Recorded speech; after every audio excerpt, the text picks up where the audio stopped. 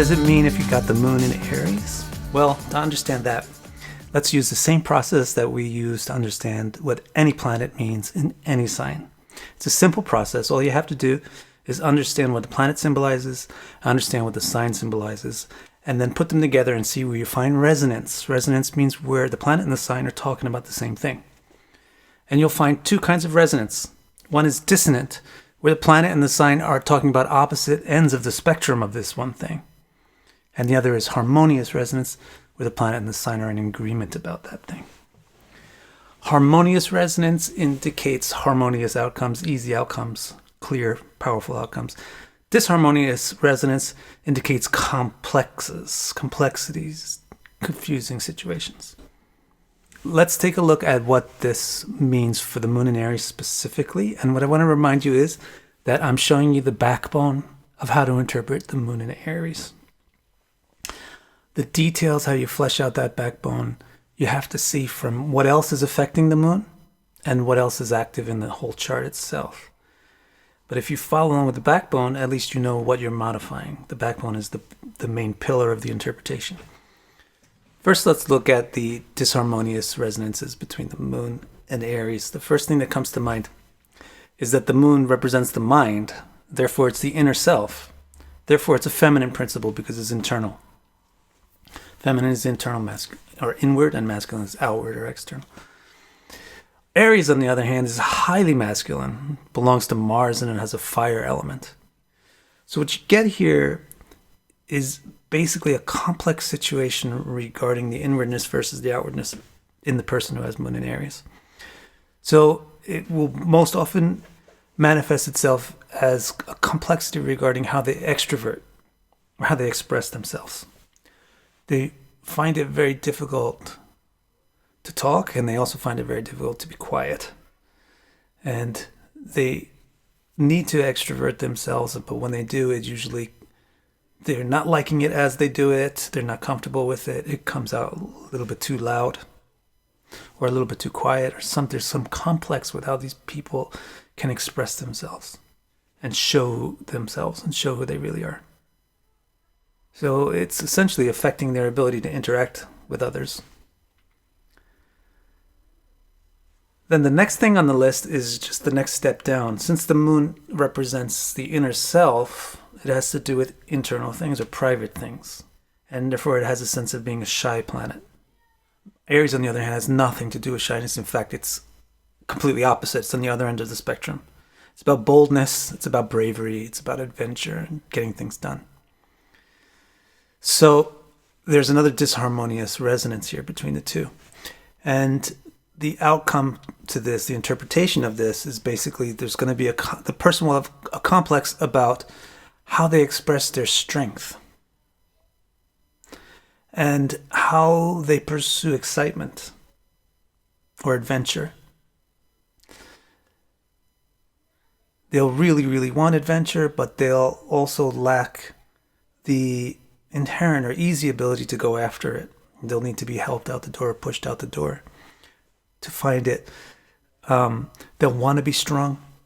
Therefore, they'll really dislike having anybody point out any sign of a weakness. Disharmonious resonance between the moon and Aries is again really just an extension of this one basic disharmony. See, because the moon is the inner self, it represents unseen things or private things. Therefore, it represents the domestic space, and domestic nature and domesticism. But Aries is the wild. It's the mountains. It's the ram, a wild animal. So you get a complex here where the moon in Aries indicates complexity in subordinating your independence or domesticating your independence.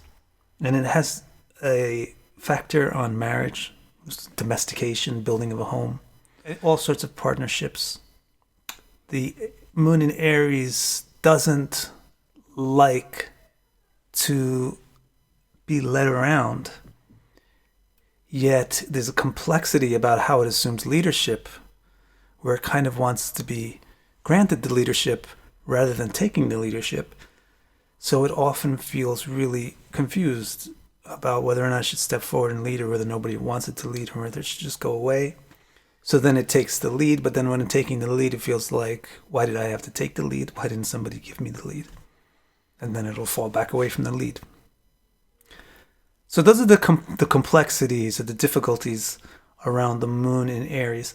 Now let's turn our attention to some of the ways that the moon and Aries have harmonious resonance with each other. One thing is that the moon represents desire, and Aries has a high libido. So the reason why the moon represents desire is because basically the moon is your mind. Your mind is your subjective vantage point. Therefore, it's your opinion machine. And based on your opinions, you have desires of whether or not you want something or not. So the moon signifies desires, and then Aries is got a high lust to it. Why? Because it's super masculine. Masculinity is testosterone. Testosterone is libido. So this goes well together. The moon is a desires planet, and Aries is a passionate sign. And so we find, in fact, the interpretation for Mars and Aries is strong passions, strong desires, an ambitious person. The person wants to go somewhere. The person wants to do something. The person wants to experience and enjoy. And then another harmony between the moon and Aries is that the moon has the capacity to change a lot. It's in fact always changing its shape. And so it signifies flexibility or fluctuation. This is on the same page as Aries, which doesn't like to be domesticated, but likes freedom. So the moon likes freedom, or the ability to change, and Aries likes freedom. So that's on the same page. So what you find with the moon in Aries is there's a great capacity for freedom. There's a great capacity for being different, being yourself, being unique. And what that leads to also is a great capacity to think of new ways to do something, and to invent new things and come up with new designs and new creations. So that's the basic backbone of how you should be thinking about moon in Aries. You need to adjust that backbone per the specific moon in a chart and per that specific chart.